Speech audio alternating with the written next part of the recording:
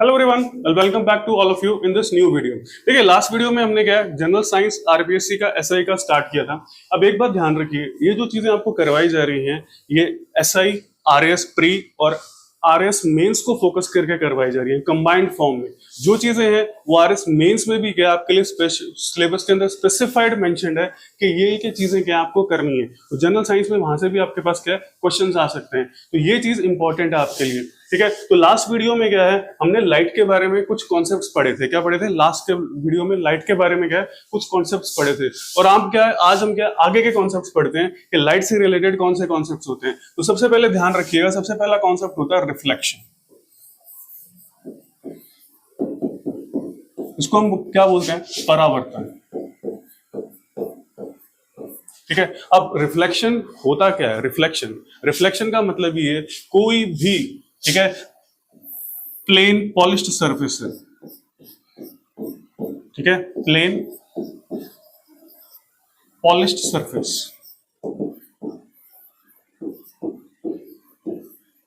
ठीक है, समतल, ठीक है, समतल एक सतह है जो एक तरफ से क्या है, पॉलिश की गई है। क्या की गई है? पॉलिश की गई है। ठीक है, तो इस पर अगर लाइट गिरती है, क्या गिरती है? इस पर अगर लाइट गिरती है, लाइट की जो किरण होती है, क्या हो जाती है? लाइट की जो किरण होती है जैसे ही इस पर फॉल करती है, क्या करती है? इस पर इसको बोलते हैं इंसिडेंट होती है। ठीक है, इंसिडेंट होती है मींस आपतित होती है। तो वहां से क्या है कि वो इससे टकराकर वापस क्या है, इस डायरेक्शन में वापस चली जाती है। ठीक है, इस डायरेक्शन में क्या है, वापस चली जाती है। तो इस पूरे प्रोसेस को, ये जो पूरा प्रोसेस है, यानी bouncing back of light rays, ठीक है, जो लाइट रेज है सरफेस को हिट करके बाउंस बैक कर रही है, इस पूरे प्रोसेस को हम बोल रहे हैं रिफ्लेक्शन। Reflection of light. ठीक है, एक तो ये कि इसको क्या कह रहे हैं, रिफ्लेक्शन ऑफ लाइट। और ध्यान रखिएगा, पिछली क्लास में हमने एक कॉन्सेप्ट पढ़ा था, ठीक है, ऑप्टिकल डेंसिटी का, ऑप्टिकल डेंसिटी का। तो वो आप ध्यान रखिएगा, क्योंकि इस कॉन्सेप्ट को क्या है, हम इस वीडियो में और आगे की वीडियोस में क्या है, इसमें आगे की वीडियोस में क्या है, यूज करेंगे। ठीक है, ऑप्टिकल डेंसिटी। तो ये क्या है, इस प्रोसेस, ये दोबारा कर लेते हैं हम। तो ये जो प्रोसेस है, प्लेन पॉलिश सरफेस, ठीक है, ये आपके पास में ये लाइट जो रिफ्लेक्ट हो रही है, क्या हो रही है? This is incident light. ठीक है, और ये क्या है? Reflected light. ठीक है, इसको बोलते हैं आपतित किरण।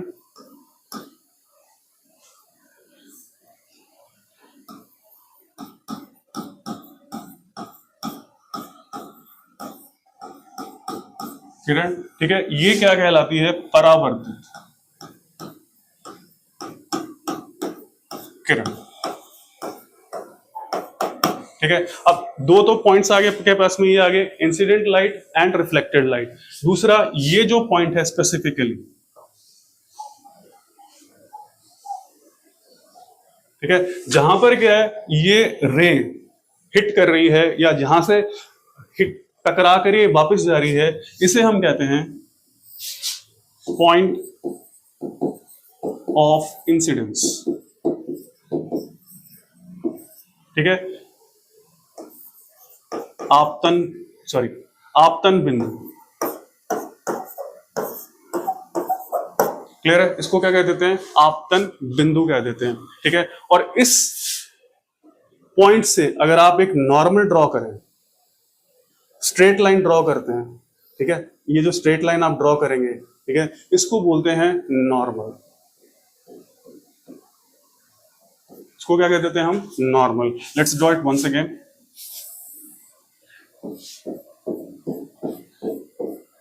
ठीक है, this is point of incidence, और यहां से आपके पास क्या आ जाता है? Reflected ray. ठीक है, रिफ्लेक्टेड रे। और इस पॉइंट से जब भी आप स्ट्रेट लाइन ड्रॉ करेंगे, this is known as normal. इसको बोलते हैं अभिलंब। क्या कहते हैं? अभिलंब कह देते हैं। तो तीन ये मेन लाइंस हैं आपके पास में, एक पॉइंट ऑफ इंसिडेंस है और एक आपके पास में क्या है? रिफ्लेक्टिंग सरफेस आ जाती है। क्या आ जाती है? रिफ्लेक्टिंग सरफेस आ जाती है। ठीक है, अब और चीजें आती है। ये जो एंगल है, इंसिडेंट रे यानी आपतित किरण और अभिलंब के बीच में, नॉर्मल के बीच में जो बन रहा है, इसको बोलते हैं एंगल आई। क्लियर? इसको क्या कह देते हैं? एंगल आई, यानी एंगल ऑफ इंसिडेंस, आपतन कोण। और इसको बोल देते हैं हम रिफ्लेक्टेड, एंगल ऑफ रिफ्लेक्शन यानी परावर्तन कोण। ये क्या कहलाता है? Angle of incidence.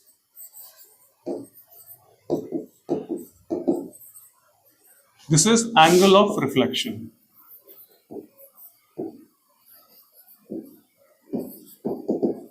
क्लियर? ये क्या कह रहे हैं हम? इसको क्या कह रहे हैं? एंगल ऑफ रिफ्लेक्शन, आपतित कोण। ठीक है, आपतित कोण, और ये परावर्तन कोण। ठीक है, आपतित नहीं, आपतन कोण। ठीक है, एंगल ऑफ इंसिडेंस, आपतन कोण, और ये क्या है? परावर्तन कोण। ठीक है, तो ये तो एक चीज आ गई आपके पास में। चीजें कितनी है? अब यहां पे ध्यान रखिएगा, तीन रेज हैं आपके पास में, एक इंसिडेंस, एक रिफ्लेक्टेड, एक नॉर्मल, दो एंगल्स, और ये जिसको हमने पहले ही पढ़ा था, पॉइंट ऑफ इंसिडेंस। ठीक है, पॉइंट ऑफ इंसिडेंस। तो ये क्या है? रिफ्लेक्शन का एक प्रोसेस आ जाता है आपके पास। क्या आ जाता है? रिफ्लेक्शन का प्रोसेस आ जाता है। अब बारी आती है दो और कॉन्सेप्ट्स की। तो फर्स्ट आता है law of reflection, laws of reflection. ठीक है, तो दो मेन लॉज इसके अंदर आते हैं आपके पास में। पहला, जो तीन रेज हमने पढ़ी हैं, तीन रेज जो हमने पढ़ी हैं, कौन सी? Incidence, incident ray, reflected ray and normal. ठीक है, आपतित किरण, परावर्तित किरण और अभिलंब क्या होते हैं? Are in one plane, single plane में होते हैं। इनका प्लेन क्या है? एक ही होता है, एक ही तल में होते हैं, जिसको हम क्या कहते हैं? तल। एक ही तल में होते हैं। तो ये तो एक क्या हो गया? Law number 1। और दूसरा जो लॉ होता है वो ये होता है कि angle of incidence,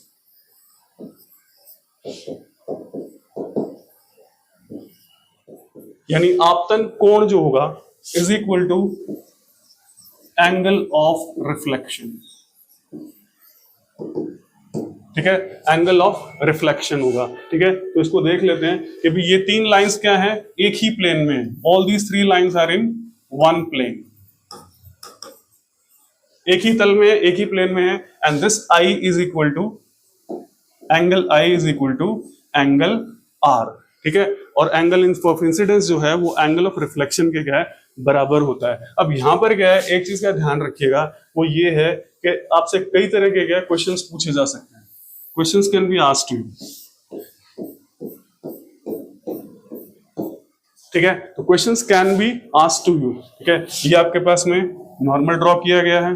this is point of incidence, this is reflected ray, sorry incidence रे, this is reflected ray. Clear है? ठीक है, ये आपके पास में है। अब अगर मान लीजिए आपको कहा जाए कि दिस एंगल इज 40 डिग्री, ये कोण क्या है? 40 डिग्री का है। ठीक है, ये कोण 40 डिग्री का है, तो ये कोण कितने डिग्री का होगा? What will be the value of angle R? Clear है? एंगल आर की वैल्यू क्या होगी? ठीक है, एंगल आर की वैल्यू क्या होगी? तो इसको फाइंड आउट करने के लिए दो चीजें आपको ध्यान रखनी है। पहला, angle I is equal to angle R, यानी आर, आई कोण जो है वो आर के बराबर है। दूसरा, ये जो पूरा कोण होता है, दिस इज 90 डिग्री, और ये भी क्या होता है? 90 डिग्री है। क्यों? क्योंकि ये क्या है? इस पे नॉर्मल है, क्या है? अभिलंब है, और अभिलंब हमेशा क्या है? नॉर्मल क्या एंगल बनाता है? 90 डिग्री का एंगल बनाता है। ठीक है, तो यहां पर ये एंगल कितना आ गया आपके पास में? Angle I, angle I will be 90 minus 40 is equal to 50 degree. कितना आ गया? 50 डिग्री आपके पास में क्या आ गया? एंगल आ गया। और क्योंकि हमें पता है angle I is equal to angle R, तो एंगल आर की वैल्यू कितनी हो जाएगी? Is equal to 50 degree. तो ये क्या है आपके पास? इस तरह का ऐसा क्या क्वेश्चन पूछ लिया जाता है। They can be asked to you. बात घुमाने वाली है, वो कैसे भी क्या है, घुमाकर आपसे क्वेश्चन पूछ सकते हैं। They can ask you. तो कॉन्सेप्ट क्लैरिटी आपके पास में होनी चाहिए। ये देखिए, अब आता था आपके पास में, हमारे पास टाइप्स ऑफ रिफ्लेक्शन।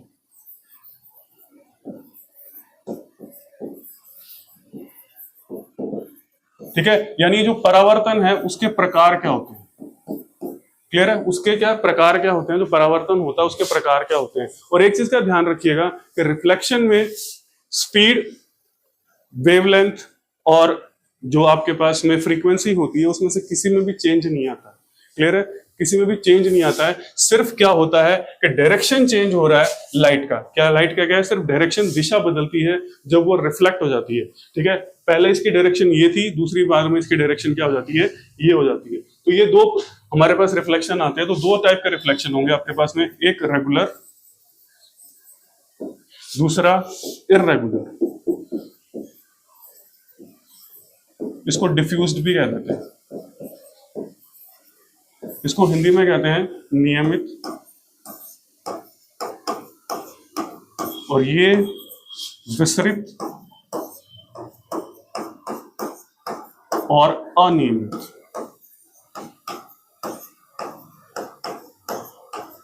ठीक है, अब दोनों में फर्क क्या होता है, ठीक है, what is the difference between दो, बेसिक डिफरेंस। अब एक चीज का ध्यान रखिएगा कि दोनों में जो लॉज ऑफ रिफ्लेक्शन होते हैं वो फुल्ली अप्लाई करते हैं। क्या करते हैं, लॉज ऑफ रिफ्लेक्शन जो होते हैं वो क्या करते हैं, फुल्ली अप्लाई करते हैं। ठीक है, तो दोनों चीजों में एक इंपॉर्टेंट चीज आ जाती है, दोनों रिफ्लेक्शंस में लॉज ऑफ रिफ्लेक्शन जो होंगे वो फुल्ली अप्लाई करेंगे, क्लियर है। अब फर्क क्या है, फर्क है सिर्फ सरफेस का, ठीक है। अब इससे अगर रिफ्लेक्शन होता है, ठीक है, इस सरफेस से रिफ्लेक्शन होता है, तो लाइट क्या है,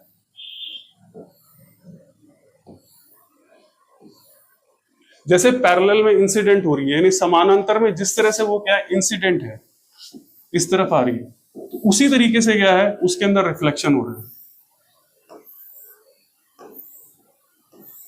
क्योंकि सरफेस क्या है आपके पास में, बिल्कुल प्लेन है, पॉलिश्ड प्लेन सरफेस है, सरफेस बिल्कुल प्लेन है, सरफेस में कहीं भी उबड़ खाबड़ जगह नहीं है, या अपने कहते हैं गैप्स नहीं है या और नहीं है। तो इस कंडीशन में इस तरह का जो रिफ्लेक्शन हो रहा है, ठीक है, इसको हम बोल रहे हैं रेगुलर रिफ्लेक्शन।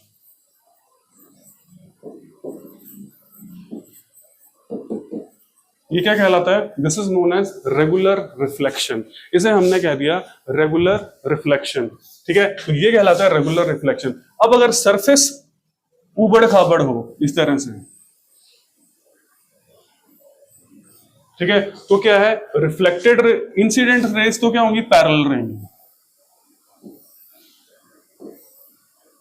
ठीक है, इंसिडेंट रेज तो क्या होंगी, पैरेलल रहेंगी, क्योंकि ये क्या है, सरफेस प्लेन नहीं है। क्या है, सरफेस प्लेन नहीं है, तो ये जरूरी नहीं है कि रेज जो हो क्या है, रिफ्लेक्टेड रेज भी क्या है, पैरेलल हो, वो किसी भी डायरेक्शन में क्या कर सकती है, मूव कर सकती है। ऐसे इधर चली गई, फिर यहां चली गई, फिर आपके पास में, और ये क्या है, इस तरह से चली गई। ठीक है, तो इस सरफेस की वजह से क्या है, ये रिफ्लेक्शन इस तरह से आ रहा है, इसको बोल दिया आपने इररेगुलर, अनियमित। ठीक है, इसको क्या कह देते हैं हम, इररेगुलर रिफ्लेक्शन।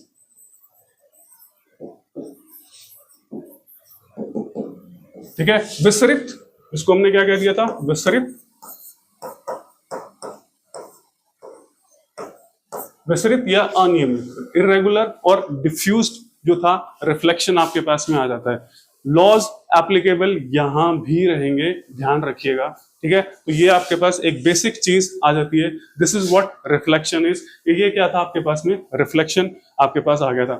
ठीक है, अब कहीं भी आपके पास में नॉर्मल चीजें हैं, जैसे प्लेन मिरर से आप रिफ्लेक्ट कर रहे हैं और कर रहे हैं, तो वो चीजें क्या है, हम थोड़ा डिटेल में जब एग्जांपल्स लेंगे तब बात करेंगे। अब एक बात कर लेते हैं हम रिफ्रैक्शन की। दूसरा कॉन्सेप्ट हमारे पास आता है, क्या आता है, रिफ्रैक्शन। क्या आता है, रिफ्रैक्शन क्या आता है, इसको बोलते हैं अपवर्तन।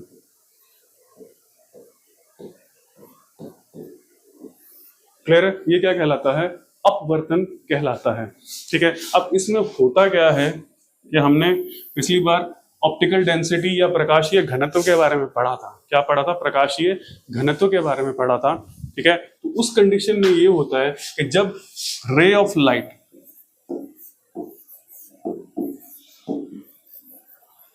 ठीक है, travels from one medium to another, it deviates from its path. ठीक है, वो क्या करती है, अपना जो उसका पथ होता है उससे थोड़ी विचलित हो जाती है। क्या हो जाती है? विचलित हो जाती है। जिस पथ पे वो जा रही होती है उससे थोड़ी सी क्या हो जाती है? विचलित हो जाती है। तो अब ये होता कैसे है, देखिए आप इस तरह से आपके पास में है। ठीक है, इसको हम मान ले डेंसर मीडियम, और ये क्या है? Rarer medium. ठीक है, इसको क्या कह दिया था हमने? सघन, और इसको क्या कह दिया था? विरल। ठीक है, सारी डिटेल हमने पिछले वीडियो में कवर की थी, तो उसको आप देख सकते हैं उस वीडियो में कि वो किस तरह से था। ठीक है, तो जैसे ही ये रे क्या करेगी, यहां पर आपके पास में क्या है? You have a normal like this, या आपने एक नॉर्मल ड्रॉ कर दिया तो दोनों मीडियम्स यानी दोनों माध्यम को कवर कर रहा है। तो यहां पर क्या है, आपके पास एक रे आती है, मान लीजिए। ठीक है, तो ये अब इसका ओरिजिनल पाथ जो होना चाहिए था वो बिल्कुल इसके इस तरह से होना चाहिए था। ठीक है, ओरिजिनल पाथ जो था वो उसका ये था, लेकिन ये क्या है, क्योंकि मीडियम में डिफरेंस है, ऑप्टिकल डेंसिटी अलग अलग है, प्रकाशीय घनत्व अलग अलग है, तो ये क्या करती है, इसके इस तरफ आ जाती है। ठीक है, क्या कहा जाती है? इसके इस तरफ आ जाती है। तो हमने कहा था कि भी जब रेयरर से डेंसर में जाएगी, ठीक है, रेयरर से डेंसर में जाती है, विरल से सघन में जाती है, तो ये नॉर्मल की तरफ मुड़ जाती है। क्या हो जाती है? नॉर्मल की तरफ मुड़ जाती है। और डेंसर से रेयरर में जाती है। ठीक है, मान लीजिए इस तरह से जा रही है, तो जाना इसको इस तरह से था, लेकिन ये क्या है, इस तरह मूव कर जाती है। ठीक है, इस तरह क्या कर जाती है? मूव कर जाती है। तो इस पूरे प्रोसेस को जो विचलित हो रही है अपने पथ से, अपने पाथ से, ठीक है, उसको आप बोल रहे हैं रिफ्रैक्शन। ठीक है, और ये ऑप्टिकल डेंसिटी के डिफरेंस की वजह से होता है। क्या होता है? This is due to difference in optical density of the two mediums. ठीक है, तो इन दो मीडियम्स की ऑप्टिकल डेंसिटी की वजह से क्या होता है? ये फर्क होता है। ठीक है, तो यहां पर भी क्या है कि जब हम बात करेंगे तो हमने तीन किरण, थ्री, उसी तरीके से क्या, थ्री रेज देखी है। This is what? Incident ray. ठीक है, उसी तरीके से आपतित किरण है, दिस इज, अब रिफ्लेक्टेड की जगह क्या आ जाएगा? ये रिफ्रैक्टेड रे। परावर्तित किरण आ जाती है आपके पास में। क्या आ जाती है? परावर्तित किरण। नॉर्मल वही रहेगी, ठीक है, उसी तरीके से क्या है, आपके पास नॉर्मल आ जाती है। ठीक है, तो दिस इज रिफ्रैक्टेड रे। अब यहां पर भी क्या है कि उसी तरीके से लॉज आते हैं, लॉज ऑफ रिफ्रैक्शन। ठीक है, laws of refraction.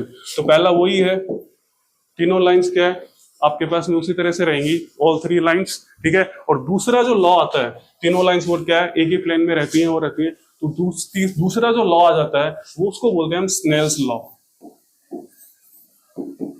This is important. ठीक है, इस ये क्या है, इंपॉर्टेंट कहलाता है, दिस इज इंपॉर्टेंट लॉ। ठीक है, तो यहां पर क्या है कि लॉ आता है कि sine of angle R, I upon sine of angle R is constant. ये क्या है, आपके लिए एक फिक्स चीज आ जाती है जिसको क्या बोलते हैं आप, रिफ्रैक्टिव इंडेक्स।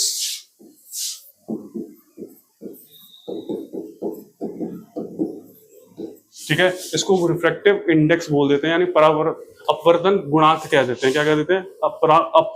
परावर्तन गुणांक बोल देते हैं। तो ये चीज आपके पास में आ जाती है, this is known as refractive index. और ये डिपेंड करता है optical difference in optical density of medium.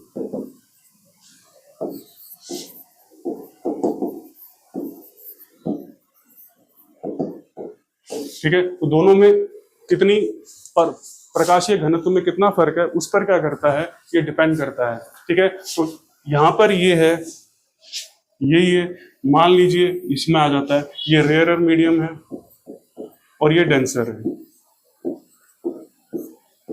ठीक है, अगर ज्यादा डिफरेंस होगा, क्या होगा? ज्यादा डिफरेंस होगा तो डेविएशन ज्यादा होगा। क्या होगा? ज्यादा डिफरेंस होगा तो यहां पर जो डेविएशन होना है वो क्या होगा? ज्यादा हो जाएगा। लाइक दिस, ठीक है। अगर ऑप्टिकल डेंसिटी में डिफरेंस ज्यादा है या प्रकाशीय घनत्व में ज्यादा है तो डेविएशन ज्यादा हो जाएगा, और अगर कम है तो डेविएशन क्या होगा, कम होगा। क्या होगा, कम होगा, ठीक है, कम होगा। और अगर मान लीजिए डिफरेंस है ही नहीं, ठीक है, डिफरेंस है ही नहीं, तो वो अपने जो उसका पाथ है वो उसी पे क्या करती रहेगी, मूव करती रहेगी। क्या करती रहेगी, उसी पे मूव करती रहेगी, तो वो रे उसी पे चलती रहेगी, क्योंकि दोनों मीडियम्स में कोई भी डिफरेंस नहीं है आपके पास में। तो उस कंडीशन में there will be zero deviation, किसी भी तरह का डेविएशन या विचलन अपने पथ से उसका नहीं होगा, there will be no deviation for that, ठीक है। तो ये तो हो गया आपके पास में रिफ्रैक्शन और स्नेल्स लॉ, रिफ्रैक्टिव इंडेक्स, ठीक है। तो हम कुछ क्वेश्चंस करेंगे जब इसके बारे में बात कर लेंगे, ठीक है। अब एक चीज आ जाती है, इसके अंदर आता है एक आपके पास में क्रिटिकल एंगल।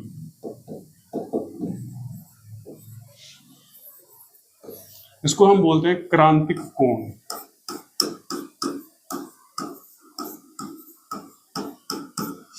ठीक है। क्रांतिक कोण कहते हैं इसे, क्या कहते हैं, क्रांतिक कोण।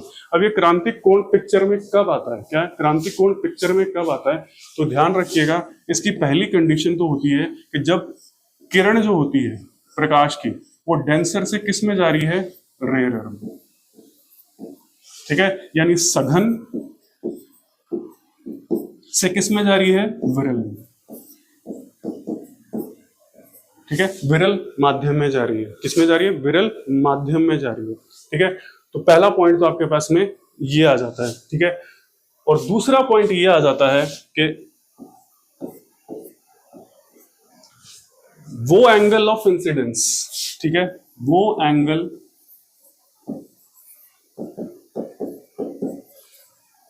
इंसिडेंस जिसके लिए एंगल ऑफ रिफ्रैक्शन, जो एंगल ऑफ रिफ्रैक्शन है वो कितना होना चाहिए,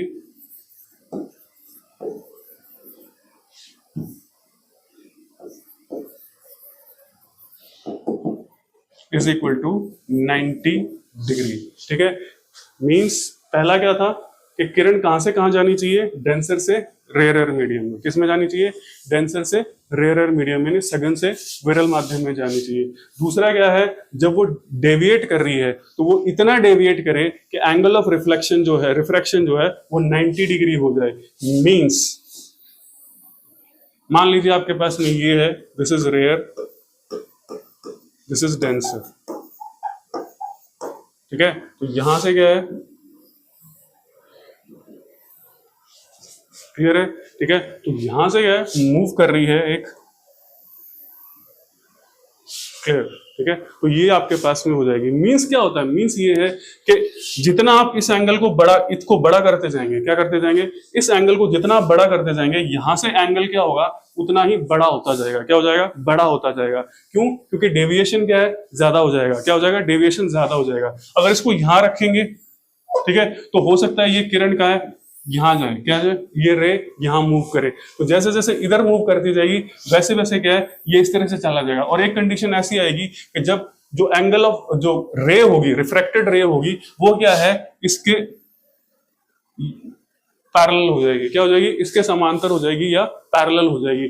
तभी ये एंगल कितना हो जाएगा आपके पास में, दिस एंगल बिकम्स 90 डिग्री। तो ये एंगल, ये कोण जो हो जाएगा वो क्या हो जाएगा, 90 डिग्री। तो जो भी मान लीजिए ये रे है, तो ये जो एंगल है आई, इसको हम बोलते हैं क्रिटिकल एंगल। क्लियर, ये क्या कहलाता है, this is known as critical angle कहलाता है, ठीक है, क्रिटिकल एंगल कहलाता है। अब यहां पे एक कंडीशन इंपॉर्टेंट आ जाती है, क्या आ जाती है, इंपॉर्टेंट कंडीशन आ जाती है, जिसको हम बोलते हैं टोटल इंटरनल रिफ्लेक्शन, ठीक है। इसको हिंदी में कह रहे हैं पूर्ण आंतरिक परावर्तन। क्लियर है, पूर्ण आंतरिक परावर्तन कह रहे हैं। मींस क्या है कि क्रिटिकल एंगल जो लिया गया है, क्रांतिक कोण लिया गया है, उसके लिए तो ये क्या हो गया, एंगल ऑफ रिफ्रैक्शन हुआ। क्या हुआ, एंगल ऑफ रिफ्रैक्शन हुआ। मींस लाइट क्या हो रही है, रिफ्रैक्ट हो रही है, परावर्तित हो रही है, अपने पथ से क्या है, विचलित हो रही है। अगर मान लीजिए इसको आपने आई को एंगल सी से ज्यादा कर दिया, क्या कर दिया, एंगल सी से क्या कर दिया, ज्यादा कर दिया, तो उस कंडीशन में क्या होता है, इन दैट कंडीशन, ठीक है, इन दैट कंडीशन, कंडीशन वही है, डेंसर से क्या है, रेयरर मीडियम के अंदर मूव करवा रहे हैं, ठीक है, डेंसर से क्या है, रेयरर मीडियम में क्या मूव करवा रहे हैं इसको, ठीक है। तो उस कंडीशन में क्या होता है कि जब मान लीजिए this is greater than c, this is greater than c, यानी ये क्या है, सी से ज्यादा है, आई जो है greater than angle c, angle i जो है वो एंगल सी से क्या है, ज्यादा बड़ा है, क्रिटिकल एंगल। तो उस कंडीशन में क्या होता है कि द रे जो होगी, वो रे होगी, वो उसी मीडियम, डेंसर मीडियम में क्या करती है, रिफ्लेक्ट कर जाती है, क्या कर जाती है, रिफ्लेक्ट कर जाती है उसी डेंसर मीडियम के अंदर, उसी सघन माध्यम में क्या हो जाती है, रे क्या करती है, रिफ्लेक्ट कर जाती है, और इसी पूरे प्रोसेस को बोलते हैं टोटल इंटरनल रिफ्लेक्शन, ठीक है। तो पिक्चर में तीन चीजें आ गई आपके पास में, पहला डेंसर टू रेयरर मीडियम है, डिफरेंस है, दूसरा, ठीक है, एंगल जो है क्रिटिकल एंगल से ज्यादा होना चाहिए, क्या, angle of incidence is greater than critical angle, तो उस कंडीशन में रे रिफ्रैक्ट नहीं होगी, ठीक है, the rare will not refract, it will reflect in the same medium, उसी मीडियम में क्या होगी, वो क्या करेगी, रिफ्लेक्ट कर जाएगी, और इसी प्रोसेस को क्या बोलते हैं हम, टोटल इंटरनल रिफ्लेक्शन कह देते हैं, क्या कहते हैं, टोटल इंटरनल रिफ्लेक्शन, ठीक है। इस प्रोसेस का, इस फिनोमिनन या इस प्रक्रिया का क्या काफी इस्तेमाल किया जाता है, जैसे डायमंड जो होता है वो स्पार्कल करता है, ठीक है, डायमंड जो स्पार्कल करता है, चमकता है, वो इसी प्रोसेस की वजह से क्या है, आपके चमकता है, क्या कहता है, इसी प्रोसेस की वजह से ये चमकेगा, वो स्पार्कल करता है, उसमें चमक होती है, ग्लिटरिंग होती है, ठीक है। तो ये चीजें इसके क्या है, this is what total internal reflection is related to what, refraction, process of refraction, किससे रिलेट कर रहा है,